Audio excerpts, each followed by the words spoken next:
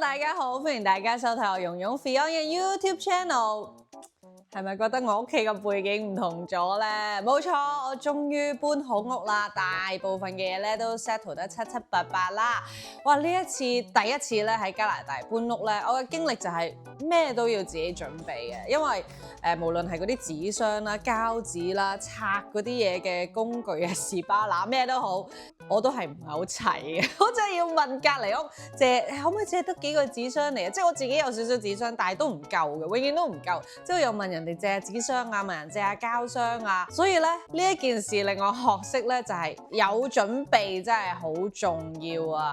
啱啱溫哥華嘅夏天咧真係好舒服嘅，風光如畫啦，成日都可以出去周圍玩啊 ，outdoor activities 啊。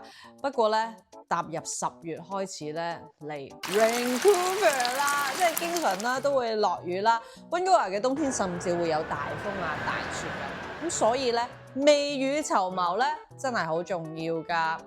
我之前咧有朋友咧上一年就試過，因為大風咧吹跌嗰啲電纜咧，導致啊屋企停電啊。好彩咧呢啲事情咧暫時係未發生喺我身上，不過咪次次都咁好彩噶嘛。咁所以咧都係嗰句，有準備真係好重要啊！萬一真係停電啊，到時你先揾個電筒啊，揾啲應急嘅食物啊，真係會好 lost 嘅。簡單，今日教你一個方法，預備一個應急包。好啦，我請埋嚟呢個花灑哥同我哋一齊睇下咧，呢個應急包究竟需要啲咩嘅物資喺裏邊嘅？提一提大家，應急包咧就係需要係預備夠你72小時停電使用嘅嘢，3日。咁我哋一家4口喎，咁所以你要計翻自己有幾多人就預備幾多份量啦。電筒啦，要有電嘅電筒啦，個口罩嗱，我哋如果一家4口，起碼要有4個口罩啦。雨褸啦。Emergency 水 ，Emergency blanket 咯。呢個又稱太空氈，可以幫你保暖，而且佢銀色嘅外表反射陽光，可以引起救援人員嘅注意。咩嚟㗎？係一個 blanket。呢張毛氈除咗夠幾個人保暖之外，仲可以當地氈使用啊！呢個係一個防護衣啊！其實呢一個海綿墊咧，俾你咧，譬如真係喺應急嘅時候咧，需要跪地啊，或者有啲嘢要墊住咧，呢一個又可以有一個跪喺度舒服啲嘅軟墊。呢個係求生嗰啲 knife。係啦，係啊，萬用刀，簡直係多功能集於一身。除咗係一個鉗，仲係螺絲批，仲有唔同類型嘅刀。側邊仲有其他嘢嘅喎。哇！有好多膠喎。急救用品包除咗有鉸剪同埋扣針之外，仲有濕紙巾、膠布、紗布同埋大量嘅消毒濕紙巾，可以俾你清洗傷口。手套。另外一邊呢？蠟燭。哦，停電咧，除咗有呢個電筒之外，仲要有蠟燭啦。你識唔識用火柴啊？真係？點解你識用火柴嘅？訪問一下阿爸教我㗎。嗱，唔好玩火啊！有蠟燭之外咧，萬能膠紙。呢啲有用啊！真係，如果發生一啲咩事，咁你就可以圍封住嗰個場地咧，叫人哋小心。防水膠紙啊，有啲係電線膠紙咁樣咯。我哋仲要加入咧，每個人啦或者家庭咧特別需要嘅嘢嘅。咁佢就建議啦，譬如水先啦。水咧，每人要每日有2公升嘅支裝水啦，仲有需要一啲即食嘅食品，譬如一啲嘅罐裝食物啊，罐頭湯啊，罐頭肉啊，求生應急嘅食品。有罐頭，唔好唔記得要有埋罐頭刀。叉電器需唔需要呢？唔需要。即係尿袋啊，都需要啦，因為你個電話會冇電啊嘛，所以可以擺一啲嘅充電器喺裏邊啦。仲有藥物啦，如果你本身係一啲嘅長期病患啦，甚至係平安藥咧，你都可以擺一 set 喺呢個袋度，有起事上嚟都可以攞嘛。iPad 使唔使帶啊？要啊。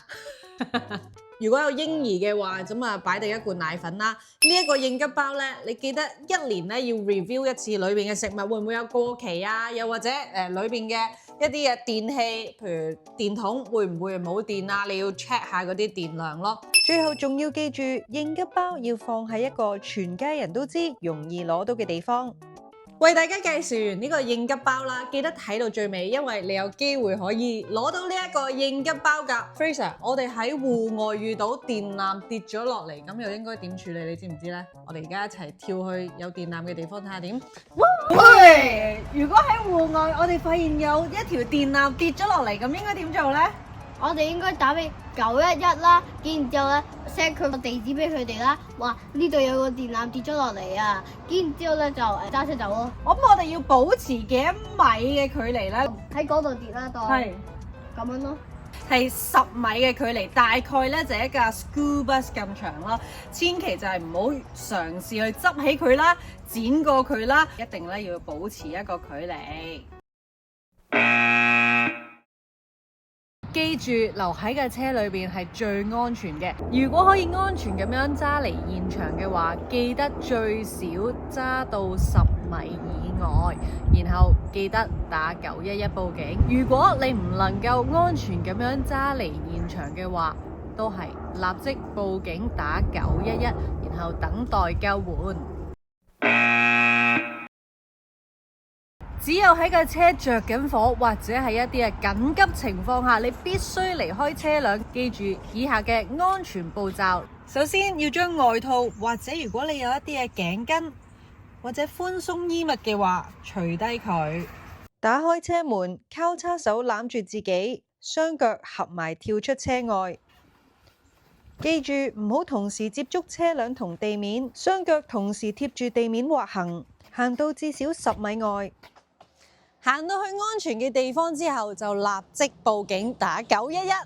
多謝各位收睇，睇咗咁多安全嘅知識之後，係時候玩遊戲送大禮啦！而家只要喺 YouTube 下面留言，話俾我知你覺得應急包裏邊最不可缺少嘅係乜嘢，我就會揀2位幸運兒送出呢一個應急包俾大家。快啲喺下面留言啦！想知更多安全嘅資訊，仲可以登入 bchydro.com/staysafetc。記得呢一個冬天做足準備，大家要注意安全啦！拜拜。